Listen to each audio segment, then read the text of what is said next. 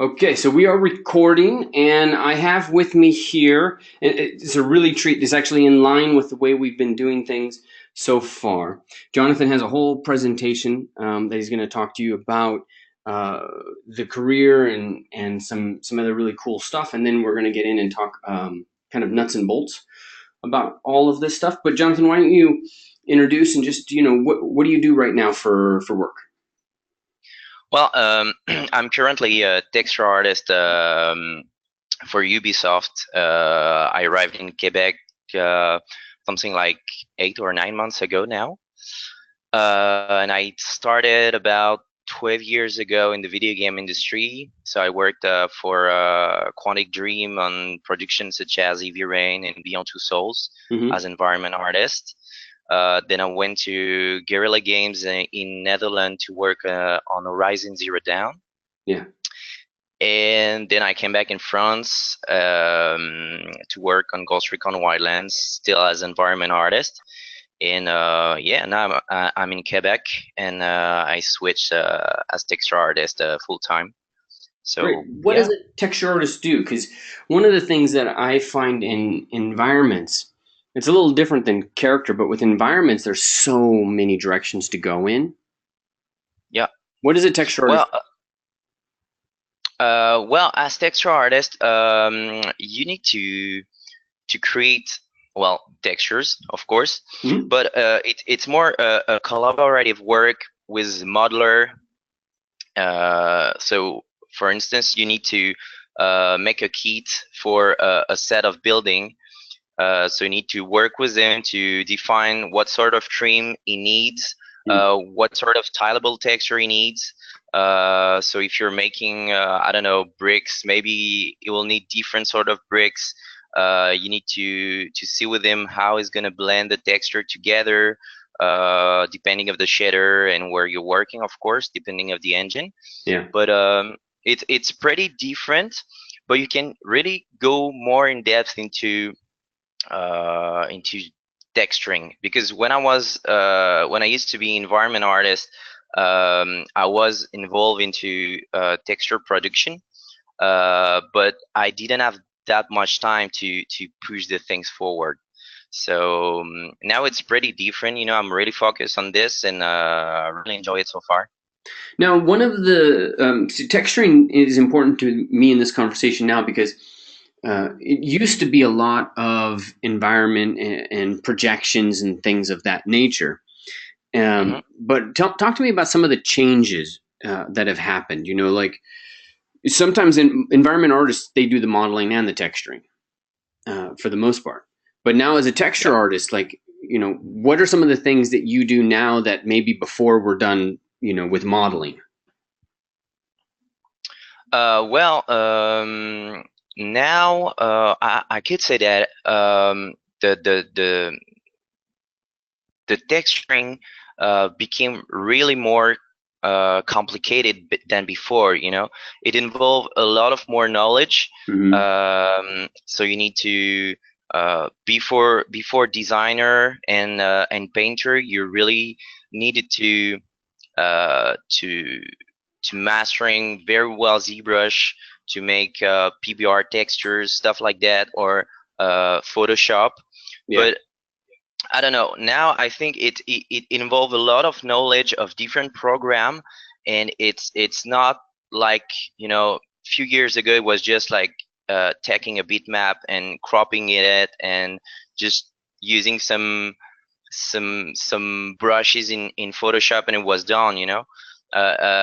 Now it's very different, and the console are really powerful. We can produce texture in 4K or 2K. So you have a lot of resolution, and you really need to spend time on the texture now. Got it. Great. Yeah.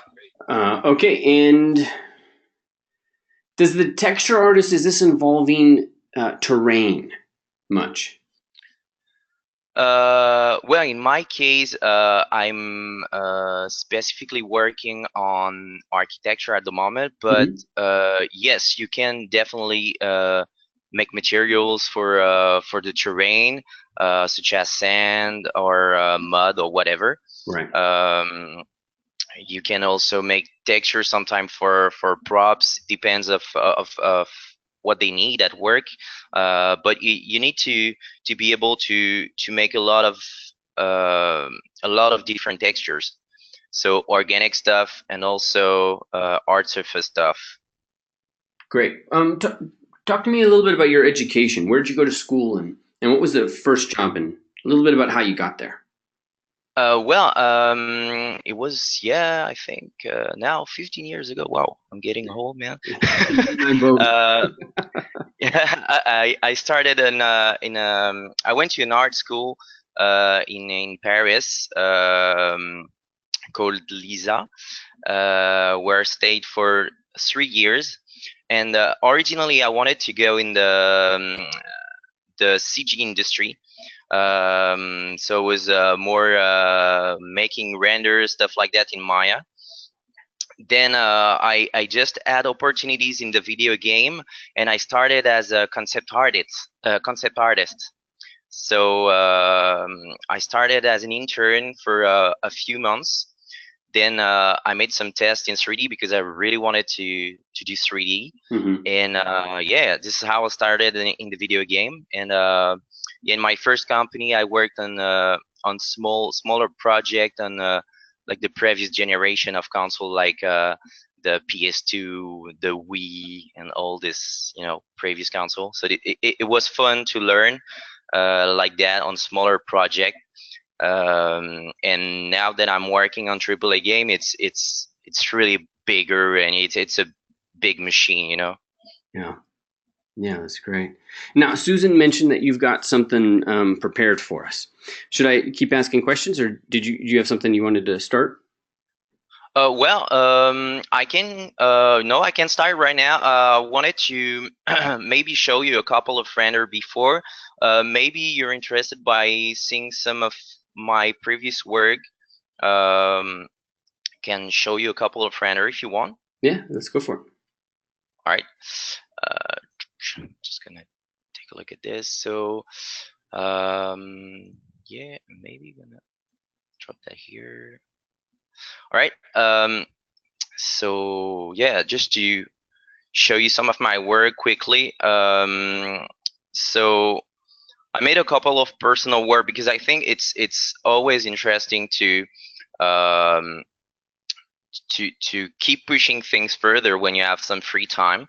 So at work, I know what I have, pretty short timing usually. So you're producing stuff with a schedule, and you have a timeline, you have milestone, and you need to deliver things pretty quickly. But when I have time, I love to push things further and experiment things. So this is what we're gonna see with this project today. So I'm gonna show you this later in Designer, but this is the sort of project that I like to do when I have some free time. And for those who are listening to just audio, we're talking about Jonathan's ornate column with the skulls and the ornamentation, and quite a complicated piece. Yeah, and yeah, more recently I worked on some desert rock stuff, just to push a bit more what I was capable of doing with Designer in terms of organic textures. Yeah. So it's always to it's always like a study when I work on project like that on the side, is really to improve some specific some yeah. Sorry, I had an issue with my headphone. Yeah, we hear you okay though. Yeah, so as I said, it's just to challenge me and try to study different elements that I can't really study at work. Right. Sorry. So yeah, so as I said, I worked on different games. So here is more environment work that I've done when I was in Paris. Um, you can take a look at my art station if you have some time and if you're interested to see more stuff. I've also made a couple of tutorial for 3D Artist, the magazine, on different subject textures, assets such as like this gun, or it's very interesting to make tutorials out of project like that, I think, because it's also a good way for you to just go back to your work and just look at the different step, and it's also a good way to learn once again. I think one of the things that drew me to you was that foliage generator. Oh, Level cool. 80. This one. Okay. Yeah. Great. And if you don't mind, I'd love to chat about that, because if I remember right, and correct me if I'm wrong, because I could have my data mixed up, but you have some parameters within Substance that allow you to change things. Yeah, exactly. Yeah. So that one of the things that is important to me in terms of artists in this game industry is really capitalizing on the stuff that's really new and important. And so, how important is Substance Designer to an aspiring game artist today, in your eyes? Well, I think it changed a lot when Uncharted 4 was released. Mm-hmm. I think people sort of realized that you could use Substance Designer on huge production like that. Mm-hmm. So it really became something very important nowadays in the video game industry. It's like Right. it's like Photoshop before, but now everybody's using Substance because you can really speed up your process when you use this program, especially when you can like create generators and stuff like that. You can like really radically win a lot of time. So yeah, on this project was just once again just a personal study. I wanted to just create a leaf, and in the end I ended up with a generator. So basically, not going to show you everything, but just to show you the good example here, when I create a mask in entry in input, I directly have the result that you see here. Mm-hmm. So that's how I get this weird shape. Yeah. But that's very cool how you can manipulate the different nodes in Designer. It's really just a big toolbox that you can use in many manner. It's a lot of experimentation as well, but yeah, that's a very powerful tool, and it's hard nowadays to don't use it in game production. So it's pretty common, pretty powerful. Yeah. Okay, great. How important is it, do you think it is for a beginner to have skills in that? Is it something that is for people who are already in the industry, or is it a real leg up and a door opener?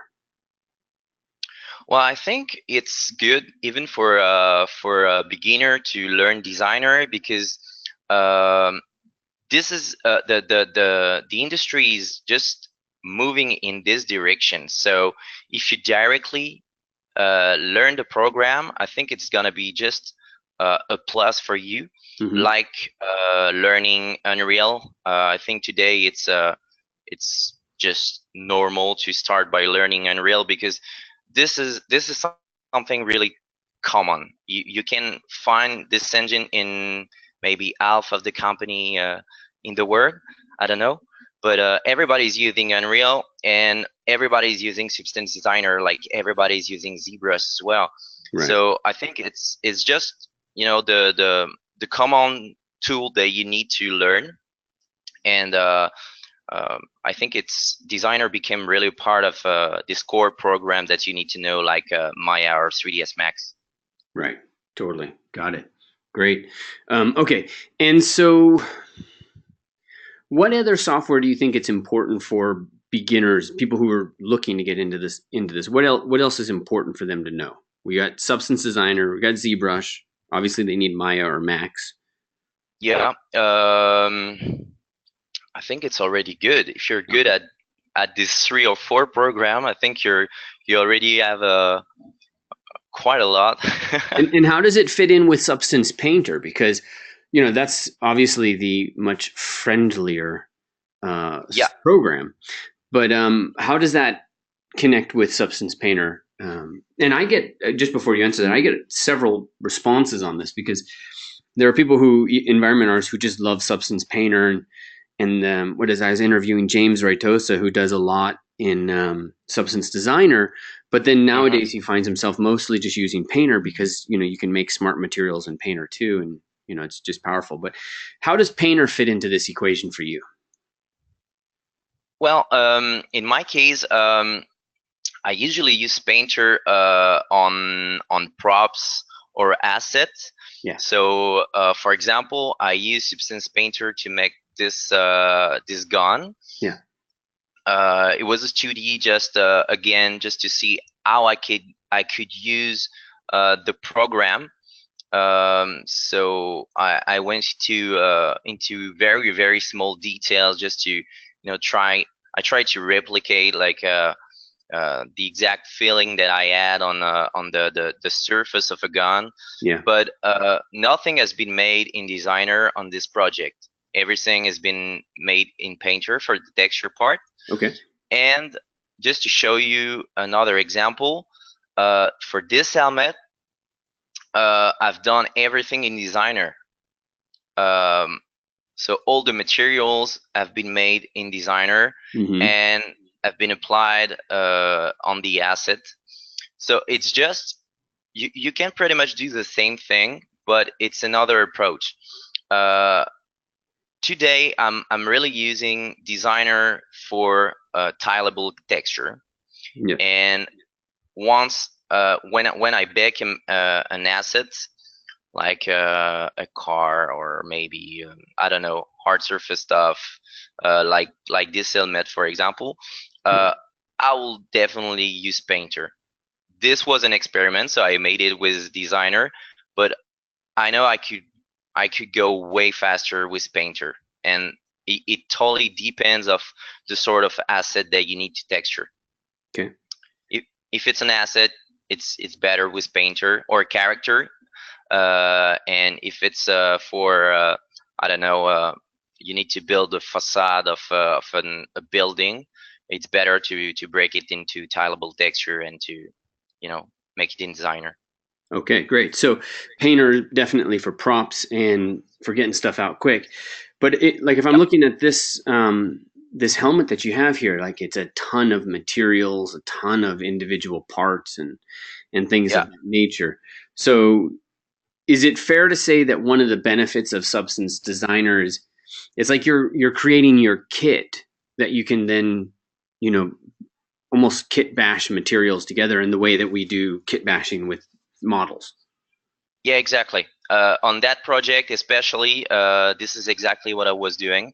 So I've created a couple of different materials, carbon fiber, more matte paints, glossy paints, stuff like that. Then I just played with mask in Designer to just apply my different materials on the part that I wanted.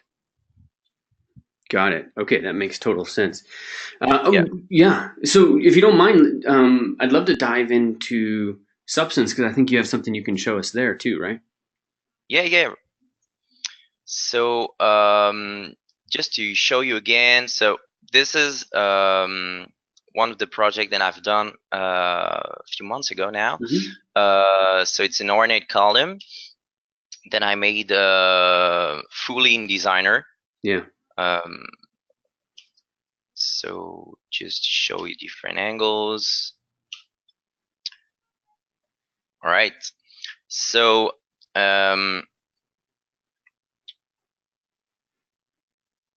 as you can see here, it's just a height map used in Marmoset. So I just used my texture in Marmoset. Mm-hmm. So it's just a cylinder, so you don't have any modeling. It's just a cylinder with displacement and tessellation. Okay. So the So main just simple focus. cylinder, and then you're just inside a Substance Designer, you're setting it to tessellate. Yeah, but actually in Marmoset you can directly set the amount of tessellation that you want. So you increase the amount of polygons. Sorry, it's in And Marmoset you're setting that. Okay, got it. Yeah. it's in Marmoset. You can do it in Designer as well, but for render it's better to use a Marmoset tool bag. Totally. I just forgot to mention it. Sorry. But as you can see, the height map is very, very important because when you use displacement, the white information are going to be the peaks and the black information are going to be the valley. So it's really important to spend time on the height map because this is how you're going to generate your volumes, and it's also going to be the main map that you're gonna use to extract all your information to create your albedo, your roughness, your normal, and so on. Yeah. So this Yep. now, so right now we're looking at your substance. How many nodes are in this? Well, I have no idea, man. I'm just gonna show you the file. So it's a bit big, but It's a bit. you will see it's not that complicated. No, this doesn't look complicated at all. All right, so walk me through, because I know the key with Designer. Number one, it's nodal, so it's Yeah, all about the graph. So exactly. the first thing is, actually the first thing is really probably going to start with details, and then we'll go back to this. But like the first thing is how do you get skulls? Are you putting Well, geometry, alphas? Like how is that working? Well, for the skulls, as the main target here was to try to experiment architecture stuff in Designer. Mm-hmm. I just used ZBrush to speed up my process. I could have done my skulls directly in Designer because it's possible to make it in Designer using shapes. But I just use ZBrush for this. So just to show you here, this is just a Z grab then I took from ZBrush, and just to show you a couple of height map there. So here is a folder where I captured a couple of different bones and skulls, and I just played around using tile sampler in Substance Designer. Some of those look familiar. Is that from the anatomy model in ZBrush? Yeah, exactly. Sweet. I didn't spend time to on the sculpt because Yeah. I really wanted to, I wanted to explore stuff in Designer. So I was like, okay, let's grab a free skeleton on the internet. So I went on batking.com. Yeah. And I just took a skeleton and I grabbed some height map from this model. Great. Yeah. Awesome. Sweet. Okay, so all right, so that was in my mind, alphas, and let's get back to just how you go about the thinking process, because I know structure. This is basically a programming language, just a visual language. So structure's Yeah. key. How do you think that through? Well, in our case, so we wanted to create a dark fantasy ornate column. So I wanted to integrate elements such as cornices, bones, skulls, gemstones, gold, stuff like that. Yeah. And I when I started to think about it, I was like, okay, first I need to collect references because it's always important to have references. Right. Then I was like, okay, let's start to structure the column with the horizontal shapes, and naturally it was like, okay, to just help me to place all these elements together and to just help me to make that composition, creating the cornices first is probably the best idea. So this is how I started. So basically, I can show you how I created this. So I used a node called the curve node. Okay. That's very powerful. So basically here you can create points along a curve. So I'm just gonna create a new one just to show you the difference. So if I create the curve node from scratch, here it is. So here you have nothing for now because we just have 2 points. But if I start just so first, if I can interrupt, first you're starting with a gradient. Sure. Yeah, I start with a gradient linear. Yeah. Then I plug that into a curve node. Yeah. Got it. I understand now. Yep. And here, that is pretty much like you were drawing the profile of your cornice. Yeah. So I'm manipulating the points, and you really have a lot of control there. You can align the points in the bottom, in the middle. You can just let me undo this. You can like flip vertically, mirror horizontally. You can do a lot of things, and it's really handy, and you can iterate very quickly with this node. Okay. So I was like, okay, the first step is this.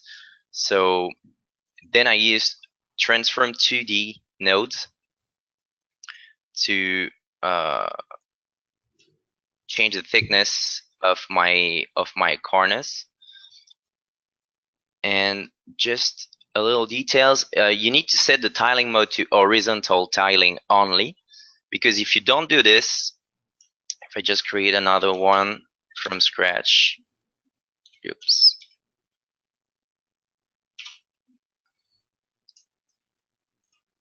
So if I show you, if I change the thickness, see what happened? Everything is tiling right now. So you need to go there in the tiling mode, change it to absolute, then switch to horizontal tiling only. So in Designer, you have a lot of parameters like that in the nodes that you need to know, but it's very handy to use this one. All right, so I'm gonna keep going with this if you want. That'd be great. Yeah. So here I'm blending together my different cornices. I'm gonna come back later on that vertical line there because it's a detail that I've added at the end when I was almost done with everything. So here I keep adding cornices by blending my transform 2D together. So here it's in Max Leadon. Here too, I'm just gonna change display the links differently. Here's the same thing. I'm adding columns together, cornices together, sorry. Here I'm using a level node to adjust the range of my height map. Here I'm just adding a mask on top of the result that I have here, just to slightly change the elevation of the two cornices in the center. I could use just a level, but here I used two mask. Here is the same. I just added this detail afterward, but here I'm just adding some. It's very subtle, but if you take a look at it, you can see little damages. So the slope blur is a node that can be used in many different manners, but you can create damage effect with it. So for instance, I'm gonna show you another example just to explain how it works. So I've got my cloud tool ready, but I'm gonna create a blur. All right, I'm gonna create a blur and slow blur there. All right. So basically, if I turn this down, all right.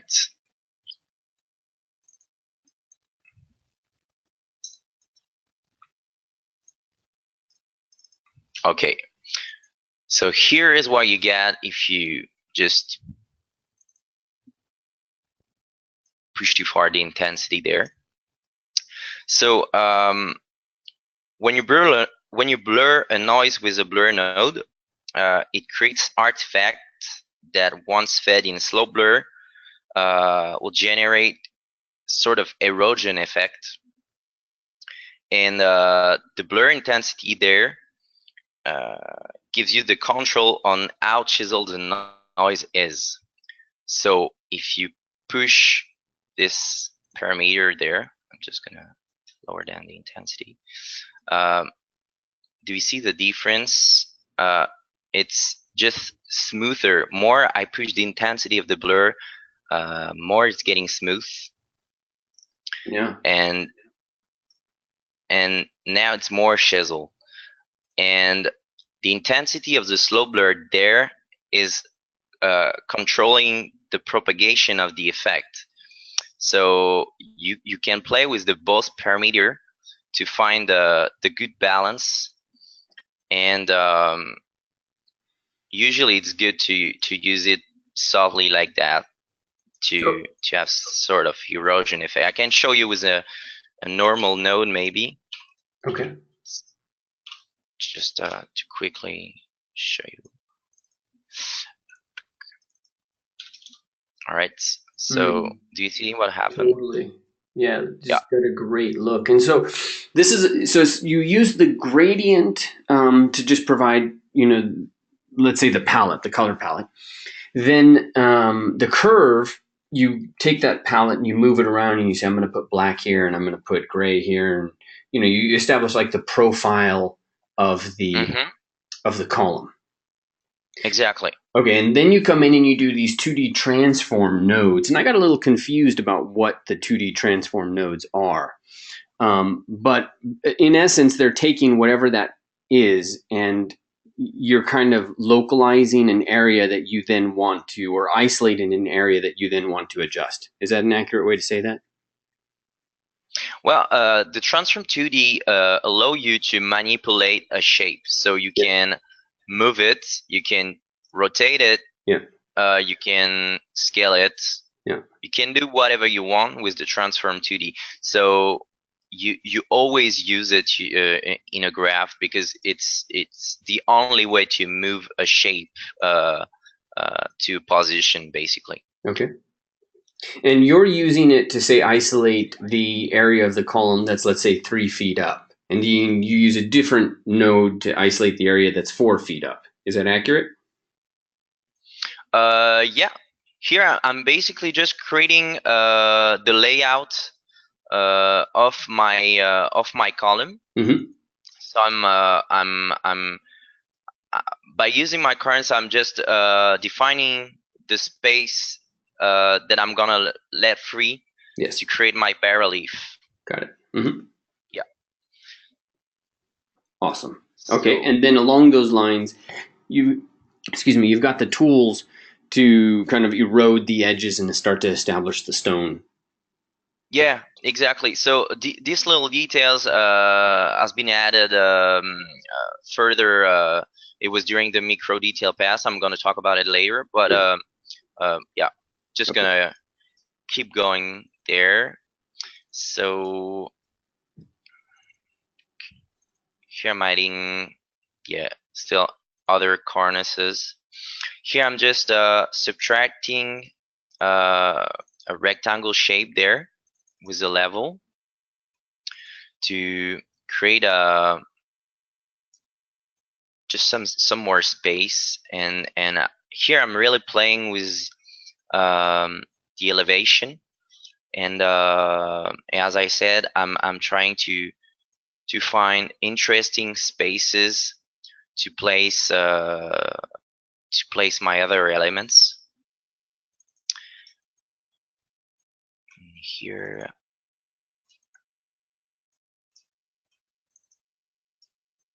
I'm adding other details there. So I'm basically adding columns, cornices on top of other cornices to add more and more details to it and to create variation.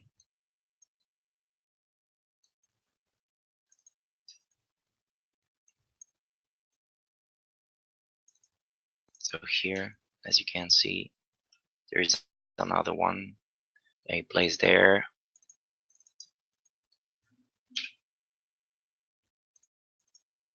Here, another one there.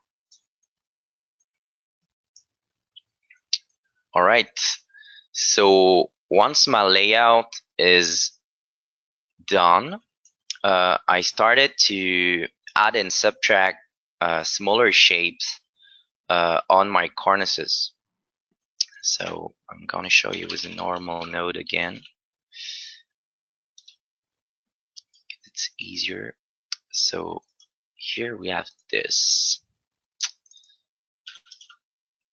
So here's what we have currently. So now I'm just going to add little details using a shape node. So the shape node allows you to create a lot of different primitive. So when you click here, you have a big list of different elements that you can just use. So parabolid, bell, Gaussian, torn, whatever. And here I use a tile sampler. Just let me show you this. All right. So the tile sampler is a very important node because it allows you to do a lot of things in Designer. It's a bit scary to use it at the very beginning, to be honest, because you have a lot of parameters and it's hard to understand at the very beginning, but it's very powerful. You have a lot of input that you can plug in, like the mask map input that I will show you later. The rotation map inputs, you have a lot of things that can be useful, but here I'm just using it to make my shape tile. And I just, here I just adjust a bit my shape, creating a bevel with a bevel node. So I feed that in a tile sampler, then I get this now. See? Got a line of, pattern. I use a transform 2D to adjust the position, a level to adjust the depths. Then I blend that using a blend node. And here it's the same, but I just used another level and another transform to just place somewhere else my details. So using my normal, just let me show you again. Here is what you get. Nice. And this is really this is a slow, methodical building process. Exactly. Yeah, totally. Great. So in the next step here, I'm subtracting square shapes. So I use a square using the same node. It's exactly the same process than before. It's a shape node, so square, beveled, plugged into a tile sampler. Here I'm just adding some damages on the squares. I use transform 2D to place them, a level. You're adding those edges with that noise technique that you talked about, right? Exactly, yeah. So I'm damaging the edges there of my shape. Yeah, a just to noise create some. what is that? A shape blur, or what was that node above? It's called slow blur. Slow blur. Great. Yeah, and yeah, once again, I'm just gonna show you with the normal because in the height map it's very subtle. Well, you can see, you know, a little variation there to break just the straight lines. And yeah, so now I added some circular ornaments, but before to take a look at this, I'm just going to show you how I created this shape there. So once again, I used one of my cornices there. Then I plugged into a node called Cartesian to Polar, and it allows you to create these sort of shapes and combine with a gradient like that. You know, you can have a very cool circular shape. Here I combine that with a paraboloid, so it's, you know, a shape set on paraboloid, and I got this shape there. So this shape is going to be used after to be I'm going to use it as a stand for my gemstones. But here I decided to play around with it, and I was experimenting, and I found a very cool shape using a tile sampler, and I get this result in the end. Was that planned, or you said you found that shape? Sorry. Did you say you planned it, or you just were playing and then it kind of came about? Oh no, sorry. Yeah, I was playing around with the tile sampler and this shape, and I was looking for a cool pattern because I wanted to, you know, create circular ornaments, but I wasn't sure what sort of ornaments I wanted. Right. So I was just experimenting things and playing around with the scale, and here you can adjust the blending mode there. So if I duplicate the node, I can just show you the different effect that you can have. Just gonna show you this quickly. If you change to add sub, you have different effects here. You can also adjust the color. So it's very easy to do various effects, but you just need to find the good combo to make what you want in Designer. It's just like a big toolbox with a lot of tools, and just have to play around with it and find your own recipe. So here, this is how I get this. Then I'm blurring just the center part, just transforming it, blurring the part there, making a mask out of it, and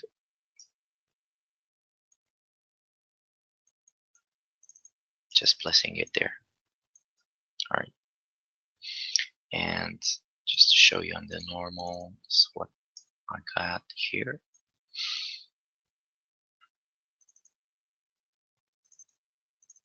All right. So here I'm using again the same ornaments, but I'm just placing it there just to add a micro detail in there. I'm already going into details because I knew that my cornices would not move anymore. So I was like, okay, I can at least like place a couple of little details there, but you know, I could have waited later on to do it, but I was pretty sure that I was not going to move them anymore, so that was okay. There for the black gem row, so this line there, I used my stand there, then I plugged into a tile sampler. use the transform 2D. It's pretty much always the same method, but it's just you're just slowly combining shapes together. And here I just adding my gemstone. So for the gemstones, I found it easier to make it in Maya, basically. So I used a gem cutting chart just to see how was sculpted exactly a diamond, and I used it as reference to make this quickly in Maya. I could have done it in Designer as well, but it was just easier to make it and to grab it in ZBrush. So here once again I use a tile sampler. I plug it into a transform 2D. Use a level. Here I create a mask with an histogram scan, and I add my gemstone on top of my little stand. And here is the raw of gem that you have here. Here it is.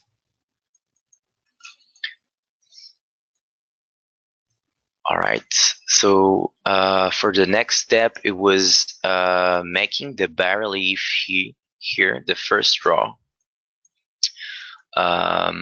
So here I used one of my skulls. Then I slow blurred to you know, give some erosion effect to it. And here I blend my result, so the eroded version with the normal version. And in the mask here, I'm using just a gradient to erase the effect on the face of the skeleton. So if you look at it, it's pretty subtle, but you can see that here there is not that much erosion. So I've done this on two different skulls. So this is the same skull, but they're eroded differently. So it's just to break a bit more the tiling and the repetition. Here again, I'm using a tile sampler. Then I blend here. I'm just gonna show you a bit more what's going on. So here I just use a stand again. Then I blur slightly just to make it smoother. And I blend that. So I set my tile sampler differently, and I just put them next to each other. I'm gonna show you later for this mask. And here once again I'm using a tile sampler just to let you know about this. Previously I used a shape node that I plugged into a tile sampler. You need to know that you can set a pattern here. So here I use a square, but it's just that if you need to do a manipulation on the shape, like here I'm adding a bevel, you can't do it directly in the tile sampler. So that's why I'm using a shape node there with a square. But I could have used a square directly in the tile sampler. So it works again. Depends on what you want. And here it's the case. I'm using the bevel after the tile sampler instead of doing it before. So it's just an example that you can do the same thing but differently. So here I'm blending the both shape together. I'm basically adding my skulls on top of the square.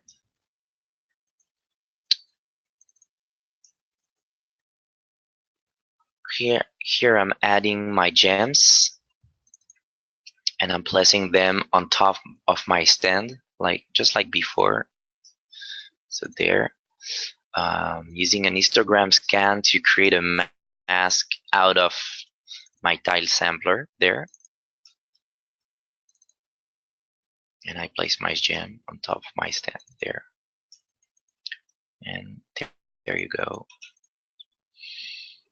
Very cool. And there, I'm just creating a mask to display, because here, as you can see, it has been plugged into multiple tile samplers. So you have a lot of different lines, and you don't want to use them all. So I'm just, you know, masking out the one I want. Got it. And the mask is just created with one of my, you know, previous cornices that I claimed that was an histogram. But I could have created this mask with a square node, with a shape node, using a square or whatever. You know. I was there. Let me show you the result. So it's the normal node. Here it is. All right. So for the second row, it's more or less the same recipe, but with other elements. So here, I'm creating a sort of demonic eye by using a paraboloid and a level. Then I transform, and then I subtract with my stand. Once again, I could have created different elements for my different pattern, but I just reused the same over and over again because I just wanted to, you know, stay focused on the design instead of creating too much variety. And it's also a good way to stay consistent with the shapes. So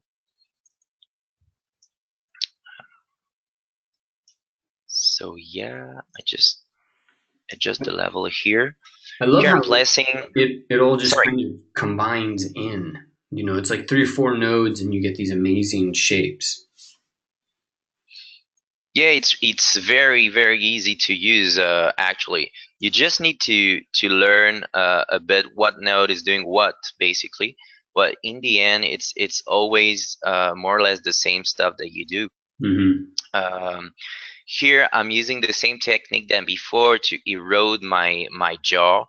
So I'm just using 2 different clouds to have different sort of erosion. So you can see here that this one is different than the other one. Here is really to create variety and to break the tiling. So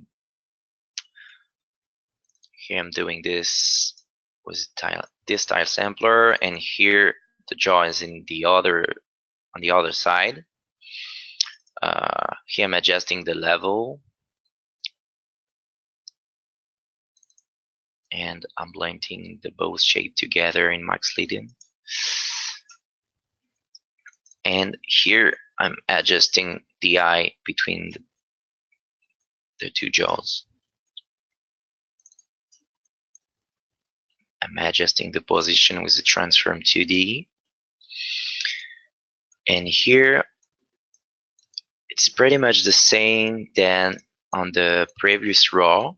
I'm using skulls. So I added these details, so the star has been added afterward, but now it's already there. But I'm using again the same technique. So erosion, I adjust the level slightly, and I plug that in a tile sampler.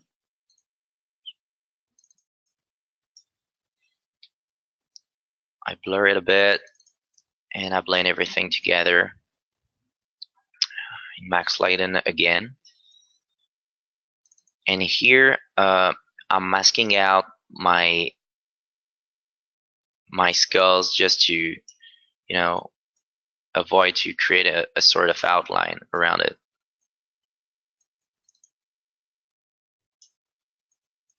And there it's the same, creating a mask just to display my bare leaf where I want, to don't have it everywhere like that. So here it is for the second row. And for the last one, I started to create just a mask using a shape node. So use a transform, blur it slightly, and I subtracted just to create to add more depth into what we have here. So for the top row, I started by using the backbone. So it's like when I started the graph. I started with the horizontal element, sorry, and now I'm structuring the final bas relief with the vertical lines first. So just to help me to see a bit more the space that I have. So here I'm blending my backbone with a gradient linear 2. Then I transform like that just to add a bit more roundness to it. And here I plug that into tile sampler. I blur it slightly. I adjusted it with the level. And here I'm duplicating my tile sampler, but instead of having my backbone plugged in pattern input, I just use one of the patterns that you can find here. So I set it to ridge bell, and I combine the two together just to add some more sharpness to the spine there. And it's also pretty visible when you look at the silhouette over there.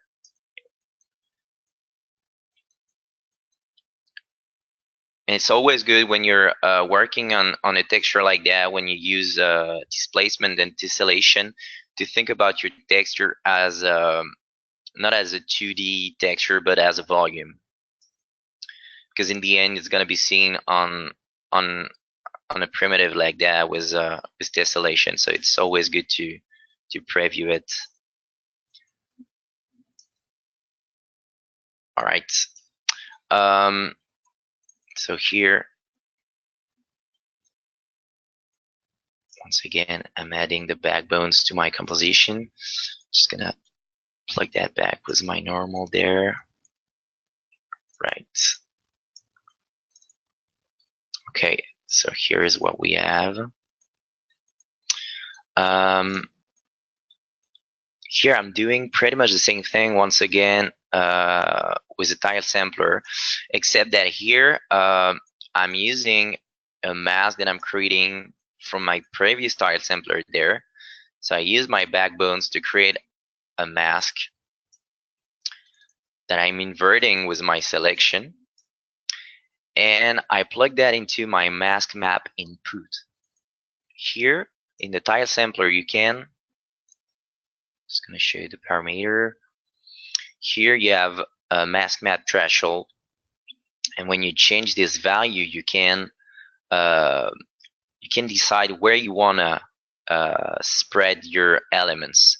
So basically, here the tile sampler is not spreading skulls where you have your backbones there.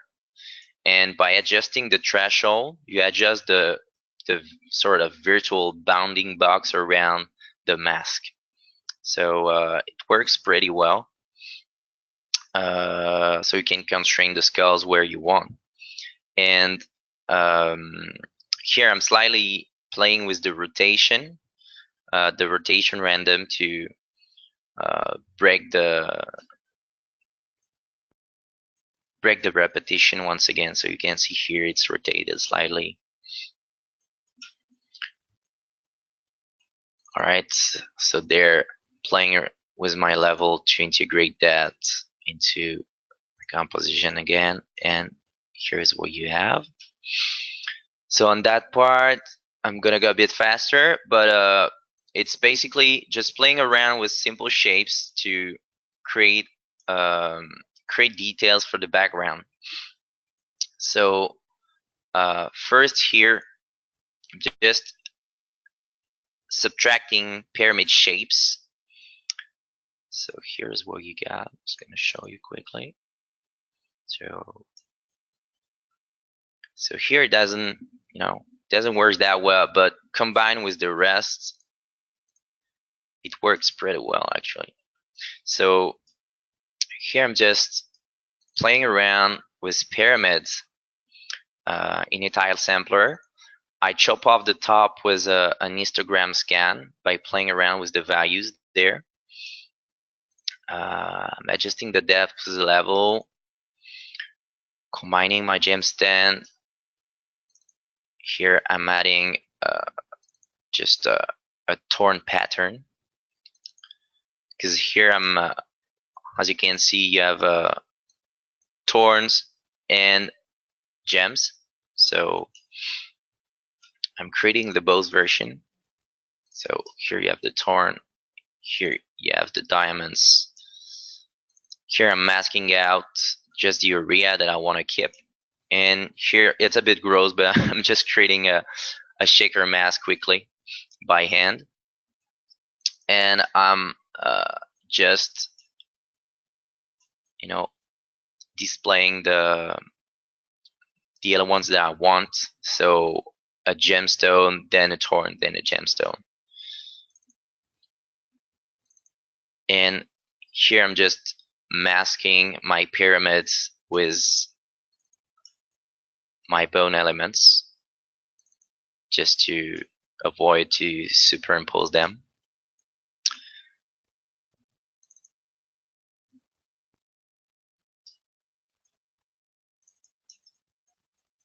Yeah, here I'm masking out the results. Here I'm just adding gradient linear 2 just to add more roundness to it. It's subtle, but it helps a bit just to make it fit better there. And I'll blend everything together. And we're almost done now. So now it's gonna be just small details such as inscription. So it's pretty easy to do. I just used a text node, so you can enter text there and can make it type pretty easily. So here it is. So it's pretty cool to use. And the height is almost finished. Here there's just a couple of different noise that I'm using to add variation. So here I'm just creating scratches with a generator. I'm warping it with directional warp. I'm using the slow blur again to create this very cool erosion effect. And I'm subtracting the shape to my result. And just to show you on the normal, it looks like this. That's beautiful. And before it was like that, Yeah. We've got Lance is asking about how you get the grayscale. Do you mind just talking about what the grayscale is versus the normal one that you're using to show us? That one. What do you mean exactly? I'm not sure to understand the question. Sorry. The grayscale connectors that you have, the height map, basically the height maps. Yeah, this one. You mean this map? Yeah. So Lance was asking. Lance was asking different questions about the bones and skulls. So Lance, he got those from ZBrush, or he got them from Bad King, but they're basically depth grabs from ZBrush. Yeah, exactly. So you can sculpt it yourself, or you can Z grab a free asset or whatever. It's just to have a base that I used in Designer, just to once again just save some production time. It was not really the focus to learn how to sculpt a skeleton in ZBrush. It was more about how can I use this shape to make a composition like that in Designer. So was the focus of that's 2D. But yeah, it was from ZBrush, grabbed in ZBrush. I don't have loaded the file, but it's pretty easy to do it. So here's the final height. Oh, sorry, I skipped a couple of notes, but here basically I'm just subtracting and adding little noise. Just gonna show you on the normal. It's always better. So here it is. It's very subtle, but it makes the difference. And here, here is the result. I'll talk about it later, but the gold mask there is just my metallic mask that I use to remove noises from the gold parts on my height, because just wanted to have flat surfaces on my gold elements, and just keep all the erosion effect on the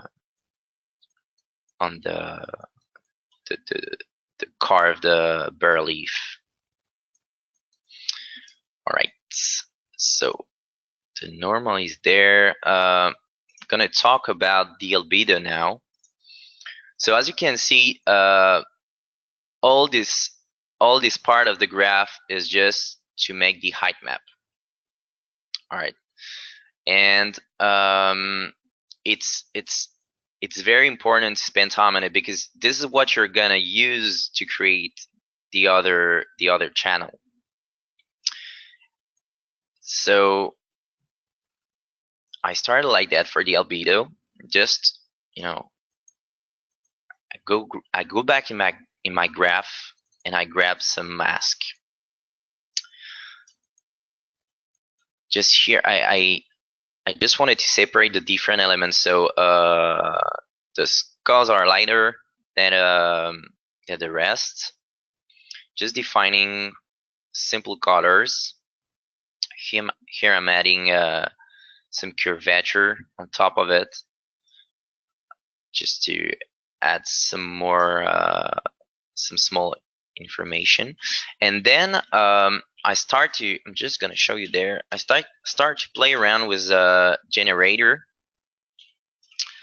So this generator are from Substance Painter, basically. And when you feed the information required in it, like here, the dirt node. So here is what I get when I plug my curvature, my ambient occlusion, and my world space normal in it. And where are you getting the curvature from? Well, sorry, the curvature is extracted from my normal. Okay. And for the ambient occlusion, it's extracted from my height map. So you have just an AO node in Designer. So here it is. And to get your occlusion, you just need to connect your height into it. Okay. And you get the occlusion. All right. So each one of those is going to have a different input. So AO just needs height. Curvature needs your normal map. Exactly. Yeah.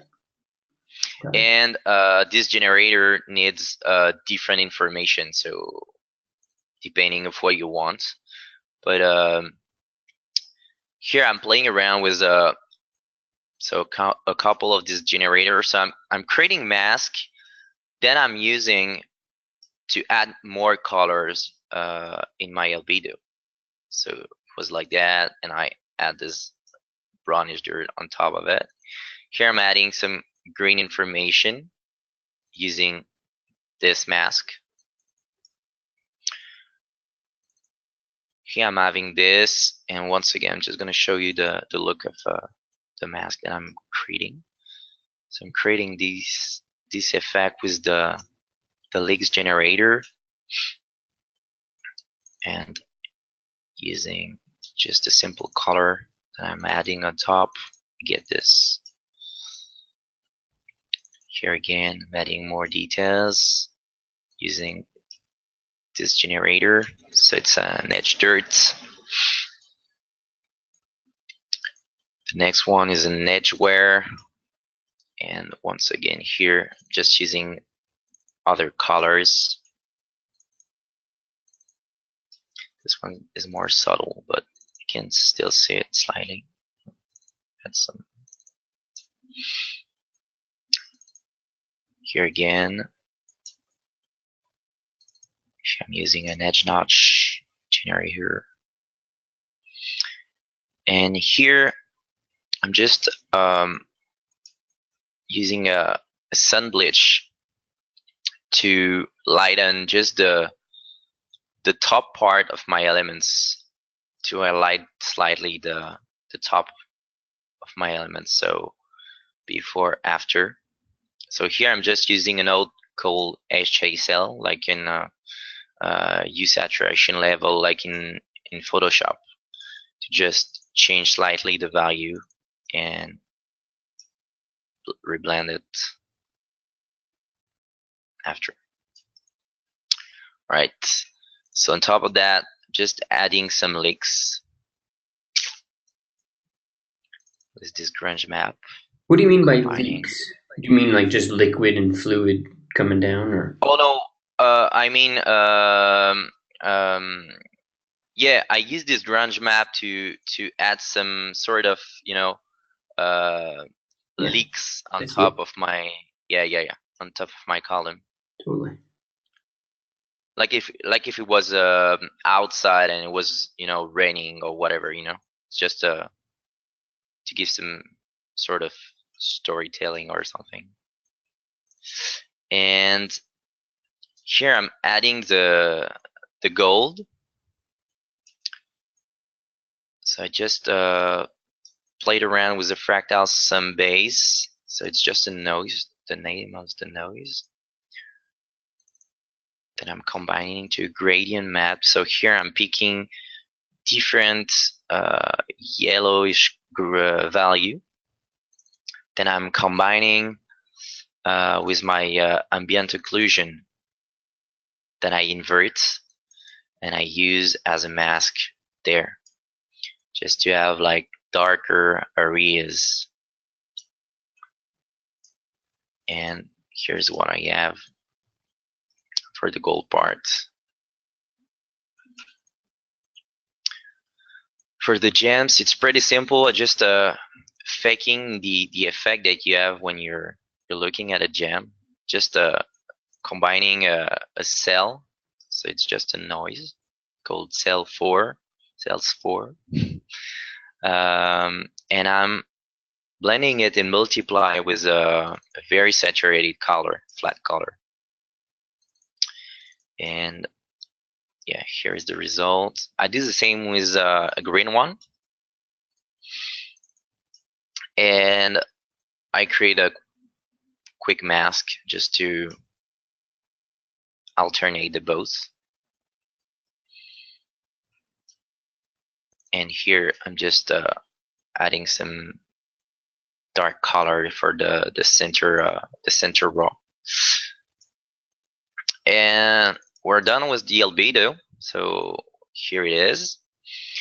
And yeah, last one is the roughness. So to make the roughness, just wanted to do a quick reminder. So in the roughness, the closer the texture is to white, the more it's rough and matte. And if the texture is closer to black, the material is smoother. So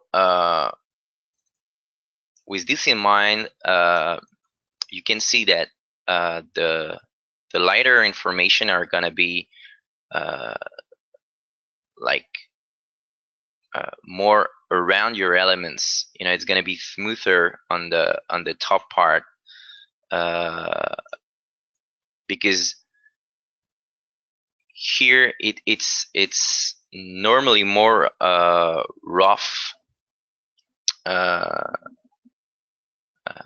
where you have the dirt. Not sure to be clear, but I'm trying to make it smoother on the flat surface and more rough in the holes. So here I'm subtracting my metallic parts. So there, and I'm just adding little details. So here I'm just playing with grunge map that I'm adding on top of each other just to create variation. And to get this result, I forgot to mention it before, but I'm just, you know, using some mask that I have that come from my height or my normal. But the grayscale values correspond to my height, so everything match properly. So here I'm just adding some grunge to add more details, and here I'm just adjusting the values for the gems just to have a flat colors. And here is the roughness.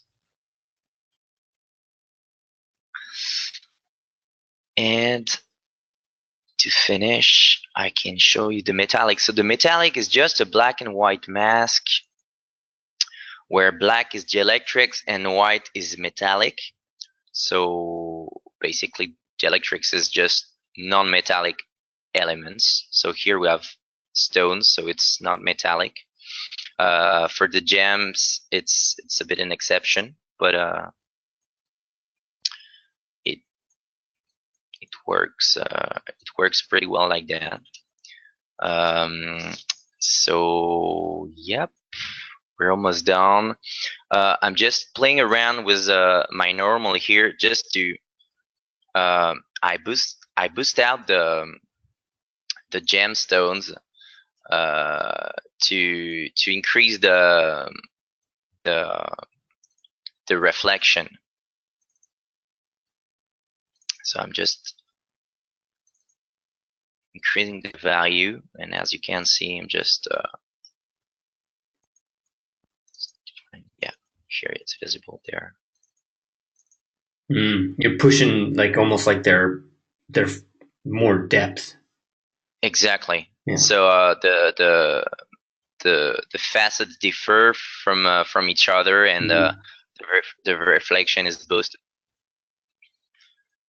So here is the normal that we have, and just to showcase the material now, I think it can be cool to show you what it looks like in marmosets. So here is what we have. So we have tessellation. So it's just a 4K map.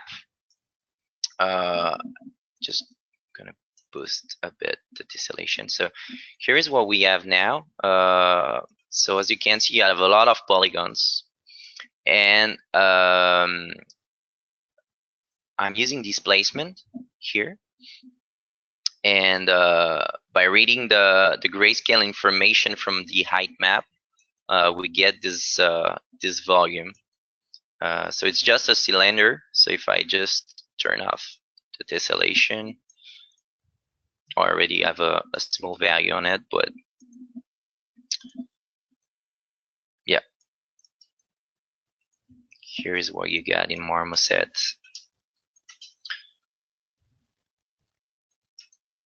Yep. Here it is.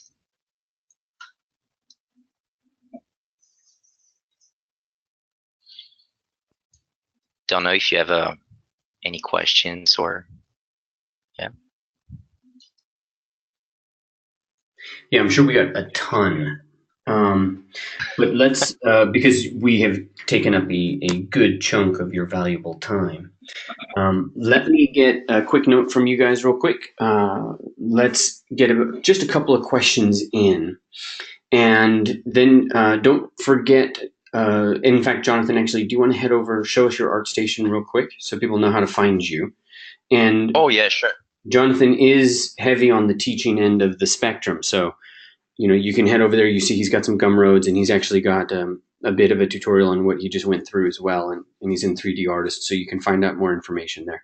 But if you want to learn more about Jonathan, you head over to ArtStation /Jonathan _ and how do I say your last name, Jonathan? Benainous. Benainous. Okay. Yeah, I know it's not easy to say, but not for the American tongue. I'm sure it's fine for you. Okay, so let's get these questions going. ZBrush to designer. Daniel really wants to see ZBrush to designer to final result. Okay, you can look at something like that. Jeff, do you unwrap based on your texture material, or do you lay out your UVs first, then create your texture material? Or is it situational? Well, it can be situational, but usually I make my 3D based on my textures. So basically, if I had to use this texture as a trim texture, I could have I could map just this cornice on a part of my mesh, then this area and another part. I'm not forced to use it in this order.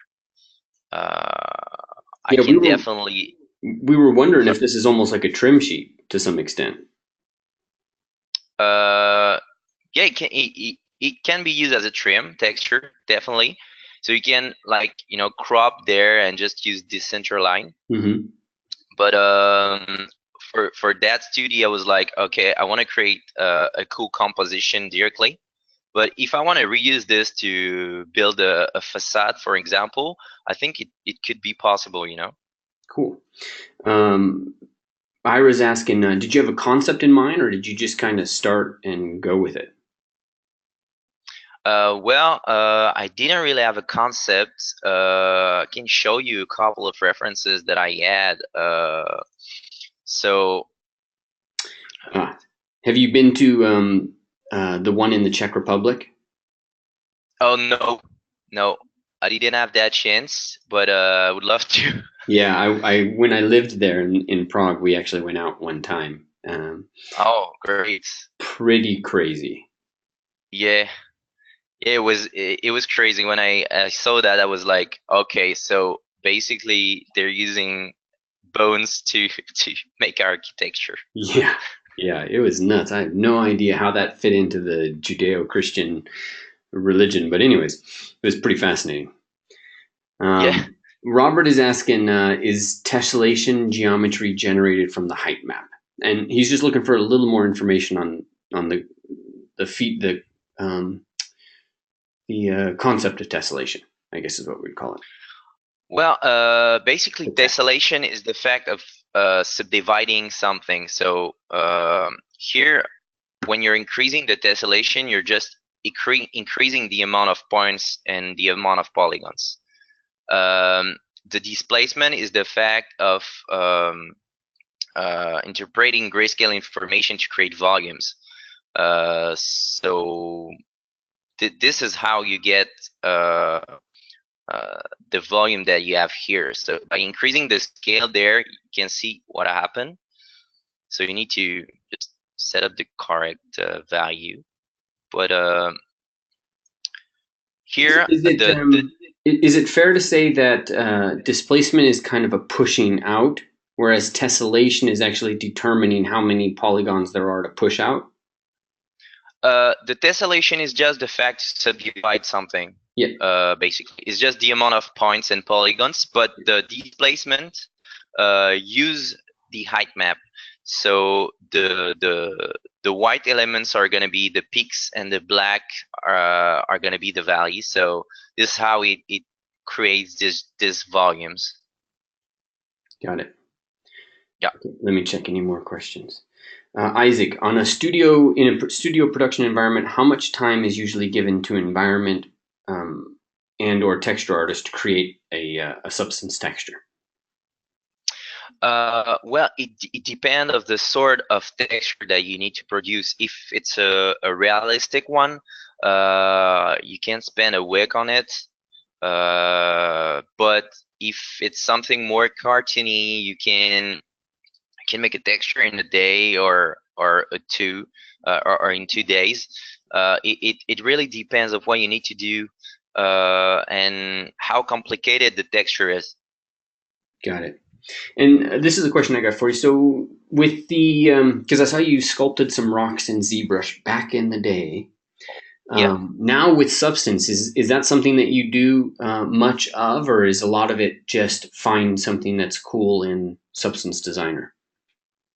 Well, I'm experimenting a lot with Designer now, but I could definitely go back to my ZTL file and grab some height map from it and play in a tile sampler. But I find it just funnier to find how to reproduce this sort of shape in Designer now. Right. Because I know that I can spend time to, in ZBrush to sculpt these rocks, but it's always a challenge to get the same result in Designer. So yeah, I just find it funnier to make it in Designer now. Cool. All right, and wait, I think there was one more question. Yeah, so Frank. Okay, Frank's got a question. From a learning perspective, is there a runway for learning Designer that you'd recommend so that we eventually reach the level of complexity that you've achieved? So I think by runway, do you mean a source of information, Frank? Like hit up this guy on YouTube or hit up this Gumroad. And keep in mind, guys, Jonathan has Gumroads, so you can head over to his ArtStation. You can see his Gumroads there. I think I actually have this Gumroad, if I remember right.